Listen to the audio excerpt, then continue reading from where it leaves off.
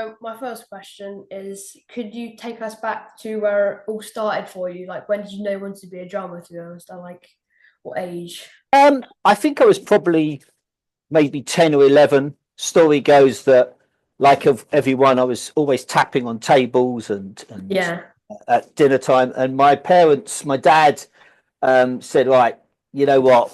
Um, well, I'm not having this. Let's get you to a drum teacher and see." First of all, I don't remember this, but I do remember him doing the same thing again later on in my life. But he took me and said to the drum teacher, "Right, okay, what is there any hope here? What's going on?" And the teacher told him yes. And then later on in my life, so I was gigging very early. I was playing gigs by the time I was 12, 13 years old. Wow. So Wow. I was playing in pubs and because we could then with musicians a lot Yeah. older than myself. And I knew from that age, probably 12 or 13, that's what I wanted to do. Yeah. Um, I was then introduced to a great drummer at the time, a great British drummer called Kenny Clare when I was 16. And my dad pretty much did the same again. He took me to London to have a booked me in for a lesson with this guy Kenny Clare. And the first thing he said to Kenny after the lesson was, "Okay, I want to know now, is he going to stand a chance of being able to do this for a job? Is he serious, or do we stop now?" So you think parents are embarrassing, Victor? See, they're always going to be embarrassing. They still do. So not that at the time as well. Not that it was a thing or I knew, but I am dyslexic.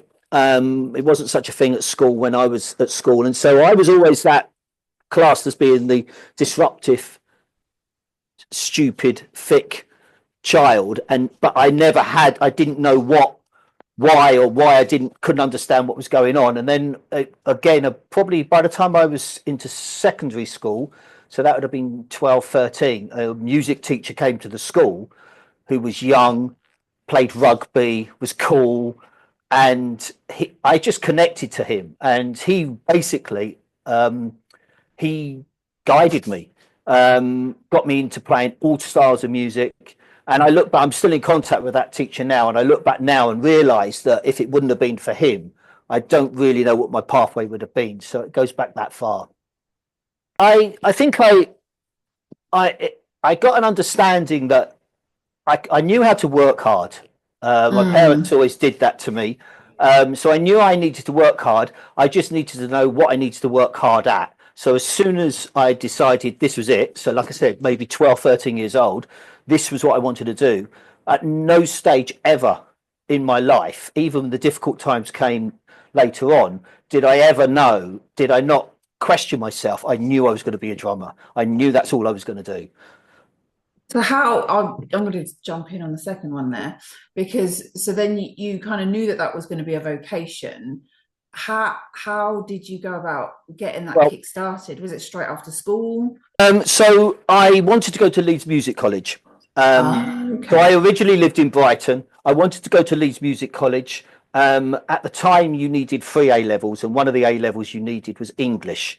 Like I said, I only was diagnosed or knew that I was dyslexic. I mean, I knew there was things, but they never put titles on it. Probably 10 No. years ago. So I was still playing. I was playing every weekend. I was gigging. I was doing a lot of work, but I wanted to go to Leeds Music College. We thought that was the direction. So I agreed to stay on and go to sixth form for the 2 years to get my English A Sure. level. I know, Yeah. sorry, that's a lie. English O level. I didn't even have an O level. Um, and after a year, I realised that there was no way this was going to happen. So I had worked. I started to build up enough work at that stage that I decided this. I can do this anyway.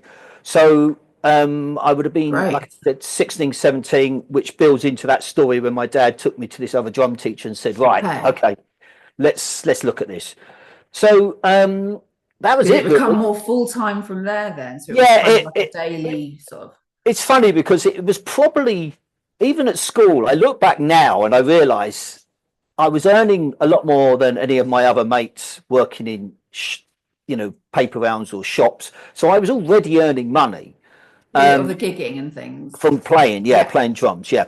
and with my music teacher, there was bands that existed from that. So we were playing a lot. And so living in Brighton, I was already doing all the musicals that were coming into town. I started doing some of the pop stuff. So by the time I was 17, it just morphed into enough work to carry on. Quite a natural progression organically into. I was gutted. I felt that at 17 years old or 16 years old, when I couldn't get into the music college, I felt gutted because I thought as a child that was the next progression. And when that door was shut, I do remember being like, well, what's how do you do this? Determination, isn't it, I suppose, and belief. Yeah. And I'm 60 years old, and in all those years of 45 years or whatever that is, or 48 years of playing the drums, I think I've not been professional for about 16 months in that time. Been pretty fortunate. I'm going to jump in again. Sorry, is that quite unusual, do you think? Or is that not so unusual for today's standards, or? I guess because I've always been what we call a hired hand, I've never been, not from the want of trying, but I've never been the drummer in the Rolling Stones or the drummer in Queen or whatever. Sure. I wanted to, but that opportunity never happened. I've always had to rely on being booked to go and do work. Yeah. And so I guess because of that, yes. And I feel like I've transitioned during that period into different sections of my life. I made a decision that I didn't want to be touring anymore, so I had to make a transition into the next stage. The Olympics that you talked about, I mean, I had no training on training 1,000 drummers. It was just Danny Boyle at the time said, look, I've got this great idea. This is what we want to do. And for 9 months, we worked on that. And then as soon as the day after that finished, and the Olympics went out there and everyone saw it, then all of a sudden I start getting phone calls to go, right, well, now we're going to do this thing for 500 drummers. Or, right, we know the guy to call. So, and I think that's been my career. None of it's been planned, but from one thing, it just leads to the other. So obviously you were a young drummer, and you said so about the Kenny Clear. I was just wondering if he was a drumming idol or if it was someone else, and like what style of drumming is your favorite?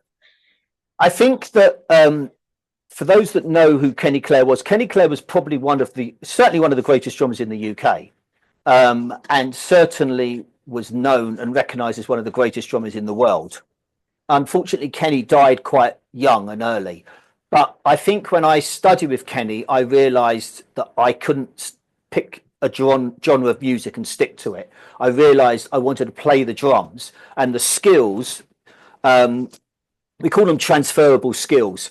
And that is the skills that I learned to play the drums, I could transfer into different styles of music. The other thing that I realised probably about the same age was that when you think that a band like the Beatles didn't come around to the 60s, so there was no rock music before the 60s. That didn't exist. So music, basically, I looked at it and thought, well, in my lifetime, music's going to change maybe 2-3 times. And if I don't adapt with it, I will get left behind. So again, it goes back to that transferable skills. I knew I had the skills. So I don't think I ever really had genres of music that I really liked. I definitely had drummers that I really, or connected to me at particular stages throughout my life.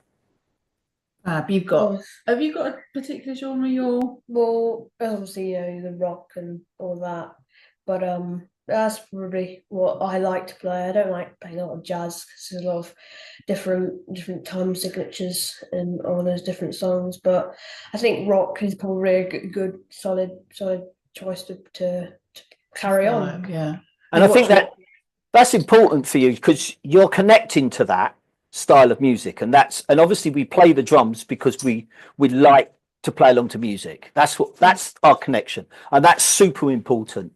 The thing about jazz is what you're doing in rock music is everything is in 8th notes, or is a rock beat, where jazz, which has been around a lot longer than rock music is in a triplet form. So it's not necessarily the genre of music or the style of music, but it's a completely different beat, which is really good for you to learn because, again, it's transferable into rock. When you think that people like John Bonham from Led Zeppelin, all those guys were jazz drummers or blues drummers because rock didn't exist. So again, I think it's good for your age to be connected with something and want to play along to those songs, but it's also good to have those different other skill sets because you're still using two hands and 2 feet. Whatever genre of music you're playing or whatever style you like, you're still using it. Obviously, we have the Young Drummer of the Year coming up. Yeah. So a question probably a lot of people will be asking was how could someone enter the Young Drummer of the Year contest? And okay, so Young Drummer of the Year originally, to tell you how it's set up, let me just give you was set up originally because I felt in the UK 23 years ago when I set it up, there wasn't anywhere for young musicians or young drummers to be seen or showcased. So it was just an idea that I had at the time I had this idea, I found 4 local teachers at the time and just run this idea past them.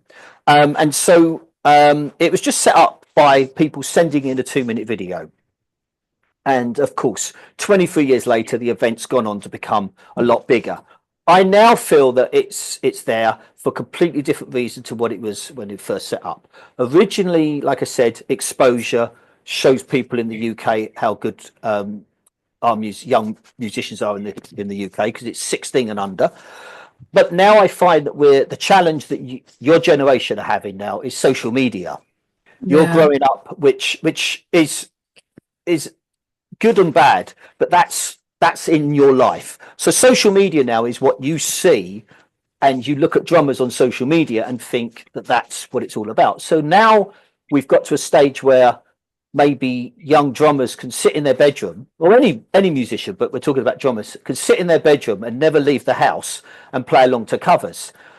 Where music isn't about that. Music is about you playing with your mates and feeding off of other people. You wouldn't play. Do you like football? Do you like football, Victor? So you wouldn't. It's like you see these young people now play football in a room, and they can juggle footballs, they can do all the tricks, but they can't go out and play a game of football with their mates. They've got that social school. So young drummer now, I feel, has become somewhere where you have to play with other musicians. You have to prepare, practice. So the entry is easy. It's literally you just send in a 2-minute video of your playing. This year we had 400 entries. Wow, losers. I have some judges that go through the 400 videos, and we get it down to a final 40, all online. And then the same video gets judged by 7 judges from around the world, and they all mark it out of 10. And then we get our final 10. And the final 10, hopefully, if you're around, you're more than welcome to come, is going to be at the Lighthouse on the 16th of Feb. And those have to play a 2-minute solo. They have been sent already a piece of music, original piece of music, so there's no drums on it. So it's just the music. They have to play what they think they want to play and practice that. So they have to play that on the day, and then they have to play along to a band, and they hear the piece of music with the band 2 hours before the doors open. And they have to do that in front of an audience. So it's very much participation. But I think... Which do you think out of those 3 elements do you think is the most challenging? Interesting question, because I think it's changed. I think with everything I've just said about why I set it up and where we've ended up, I find that now the hardest part for young people is the biggest question I get asked by parents is where does my child get to go and play with other musicians? Where does that happen? Because you can't play in pubs and clubs anymore because they're all underage. Unless you go to church, there's a lot of church kids come through, and if you don't go to church, then where do you play? So I find that the challenging part is probably the bit with the musicians. The solo part, they've practiced that. That's on social media. They can do that. It's the playing with the band. It's that looking at the musicians, getting some kind of feedback and connection. So I think that's hard. And then I think the second part that's hard is they're playing in front of 200 to 300 people. Some of those, for the first time, probably, for the first time, because again, it goes back to what I said before, they don't get that opportunity anymore. So I think it's all of that. But it's not, it is a competition and there is a winner, but it's not about the competition and the winner. What it's about is that the way that we look at this is that if you win the competition, or even if you're in the final 10, you're still going to be 16 years old. You've got to be at school for the next 2 years, whatever happens anyway. So you're not going to go out and suddenly go and tour with, you know, whoever your favorite band is, the Arctic Monkeys or whatever it might be, because you've got 2 years at school. And then the other thing is that most young musicians don't really start working till they're 20, 21 years old because they've got no life skills.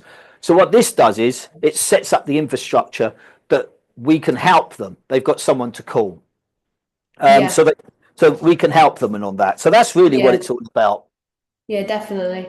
I think that it's very good to be, you know, in front of all those people to obviously. Did you enter, Victor, by the way? No, not. But do you know what? I just suddenly thought I didn't even check for all the entries if you were one of the entries. So no, I definitely will be entering for next year though. Well, that for me is a good thing because it gives you now.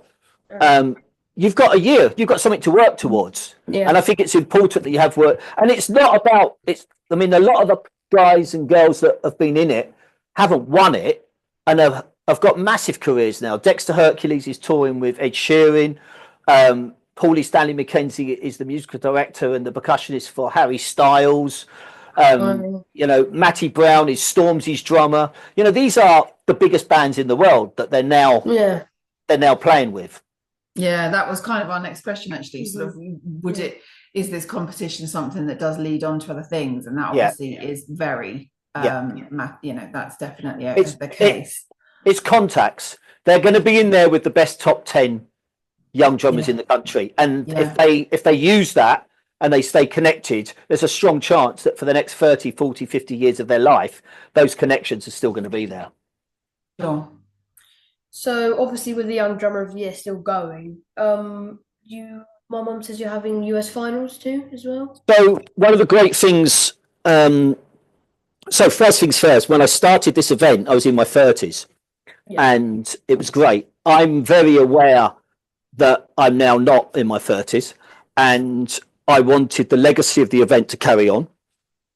My kids aren't interested, you know, so maybe my grandson might be, but I can't wait for that. And there's so many people that reach out to me about, when are you going to do this in this country and when are you going to do this in that country? And so a few companies, I've spoken over the last 4 or 5 years to various companies about them coming on board. Red Bull were really interested. Wow. Tesco's were really interested. But to be honest, they weren't music companies.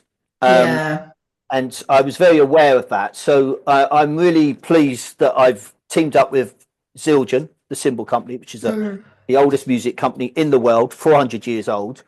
I'm glad you said it because I don't know how to say it. So Zildjian. Yeah. Do you know how to spell it, Victor? ZILDJ. Yeah. IAN. Very good. And it's great because off of that, I've now been given the infrastructure to take it globally. So they've got 180 distributors around the world. So we plan to do it. So it's now gone global. So this year we launch America. There'll be an American final in November. So the UK will be first of its kind. First of its kind. Brilliant. Yeah. So the UK one will carry on. The American one we open in April, and the final will be November. For 2026, you can have an exclusive because we haven't announced it yet, but we're definitely going to announce. Thank you. Germany will be for 2026. Wow. Okay. And hopefully there'll be maybe France and maybe Japan for 2026. So we're looking at 2 or 3 a year. And I've currently signed up for 3 years. I'm running it, the whole thing for Zildjian. I've got the team, blah, blah, blah. And then I can either license it to Zildjian to carry on, or if I feel like I want to carry on, I will just keep going and going and going. And what would be good is that I'm hoping to get these up and running, but have a whole new team in place and a whole new. When you come to see it, you'll see I compare it. So a new each show will stand on its own. Sure. And the US one is, whereabouts is that? Is that in? We're going to hold the final in Indianapolis. There's a big drum event happens called PASIC, PASIC, Percussive Arts Society. Or you might have to check the rest. And it's their 50th year this year, so we're going to do the final on their first day. Nice. So and it's like I said, it's the first one we've done in the US. So and can the UK, so say you were living as a Brit in America or Germany, can they enter too? All you have to do is you have to be a citizen of that country. Okay. So that's how it works. So if you're a UK citizen, so there was a lad a couple of years ago who lived in Hong Kong, but he was a UK citizen. His parents were working in Hong Kong. He got to the final of the UK and flew over. So you have to be a citizen. So that means that you could be. So we've had people, for example, a couple of years ago, a young refugee who originally was from one of the African countries, ended up in Italy, but ended up in the UK. He won the Young Drum of the Year, but he was a UK citizen. Jeremy won this one. Jaden won this year's or last year's 2025. But yeah, so and it'd be the same in all the countries. So in the US, you'll have to be a US citizen. And in case you're going to ask me the question, because I keep getting this, we're never going to do a crossover. We're never going to have a global world final. You know, I'm all about promoting each country, and I want to promote. That English would be just drum. so much competition, wouldn't it? And it's useless. You know, okay, because although, like I said, I have to say again, although it's a competition and you have to have a winner, that's probably the hardest part, because it's there shouldn't be a winner, but we have to have a winner. So I definitely don't want. So we're never going to cross them over. It will all be separate events. Yeah, sort of. Okay, all right. So I've seen your YouTube channel, and I've seen that you've done the 2 minutes with loads of drummers, and I was just wondering, with that 2 minutes who was like the coolest, like the best, that and gave you the most experience, or the wisest that you've probably met and did 2 minutes with? Oh, that's a good question, because we are recording this. I should have probably. I know that. No, I know that. No, that's fine. I don't know if so there's a lot of videos out there, and all that stuff that I've done, I've made up as I've gone along. So I don't know if any of them I have gone, oh, this is really cool. I think, though, to give you sort of answer your question, and it goes back to something we talked about ages. So there's a couple of drummers in my life that have had a big effect on me when I was at your age, and later on I've had chance to go to their houses, hang out with them. One was Stuart Copeland from the Police. So Stuart was cool. You know, he invited me to the house, and when I first went the first time, and if you Google Stuart Copeland and Mike Dolbear, there's quite a few videos of us messing around. So I went there, and I've done some videos with him, which are really cool. I remember one video we did, and Danny Carey from Tool was there. Neil Peart, who's now no longer with us, from Rush. Yeah, so there was quite a lot. Thomas Lane. We all did this video together, and on percussion, I didn't know who this guy was, but on percussion, Stuart introduced us. He says, "Oh, this is Matt Stone." I was like, "Oh, right." I'm thinking, I don't know. Now, do you know who Matt Stone is? No, I couldn't. Okay, so it wasn't, and I told my wife this, and she wasn't impressed at all, until we suddenly realised that Matt Stone is the creator of South Park. And so he wasn't a drummer, but loved percussion. I can see it now in the titles. Yeah, and he wrote the Book of Mormons. So he did that. Wow. And so it's funny how, but I think Stuart Copeland, regarding the 2 minutes, there's nobody. I mean, I think the three drummers that I've had the most enjoyment from would be Stuart Copeland, because I grew up loving Stuart, Steve Gadd, because it's Steve Gadd and is classed as, the Titan. And I've had, spent lots of time with him. And another drummer that you probably don't know, but you should check out, is a drummer called Hal Blaine. And Hal Blaine, who's no longer with us now, Hal Blaine is the most recorded musician of all time. He's played on 35,000 pieces of music. And Wow. in the 60s and the 70s, he played on all the Beach Boys songs, Frank Sinatra songs. Wow. So to get to sit down with him and spend like, in his house in Palm Springs, they were moments where I came away afterwards and went, did that just happen? Moment. Yeah, it just happened. And I've got pictures of them all on my wall now of those moments. And I'm just about to do something else with Stuart actually coming up this year. I've been doing some stuff with Teenage Cancer, doing some drumming prints, and Stuart's going to be part of part 2. So it's amazing that I could just message him and go, "How you doing? Hope your house is all right in the fires." Blah blah blah. Do you want to do? And then I suddenly go, "Wow, this is that drummer that I loved those albums." So there you go. And some of those 2-minute videos you might have seen, Victor, are some of my students. So that relationship is different as well. So Matt Helders from the Arctic Monkeys, for example, they're guys that are my students. So that is a completely different relationship. I don't, I don't, weirdly enough, I find it strange when people are going, "Oh my God, it's Matt Helders, blah, blah, blah." So it's like, yeah, but it's that kid that I have to tell off for not practicing. So, Okay, so what 3 key top tips, takeaways, could you leave me or us with to help a young drummer, to be honest? I think that there's no getting away with practicing and working. Okay, I think people think there's fast ways. Again, that's a life skill. I think that people think they can get away with it, but there isn't. Okay, you've got to work hard. Okay, because even if you're lucky enough and you get a lucky break, you get found out. You only get that lucky break for a certain amount of time till they go, "Actually, you're just not good enough." So definitely hard work. Number 2, I think that everything I just said about transferable skills, I don't care what people say when they say, "Oh, you don't need to learn to read anymore," and you do. You need to do everything. You've got to be able to play jazz. You've got to be able to play rock. You've got to be able to play. You've got to be able to read. You've got to do everything, because reading saves time. And if you get booked for your favorite band and you've got to write out their songs because you've got to go and practice with them, you can write notes out, you can write stuff. So you've got to be able to read. And I see people say, "Oh, I didn't need to read, and look where I am." And it's like, we're in a different time now. It could be limiting, couldn't it? It could be limiting. Things have changed. And thirdly, be nice. Be nice, because likable. You're in a business where it's all about communicating. It's the same as I said to you earlier about a footballer.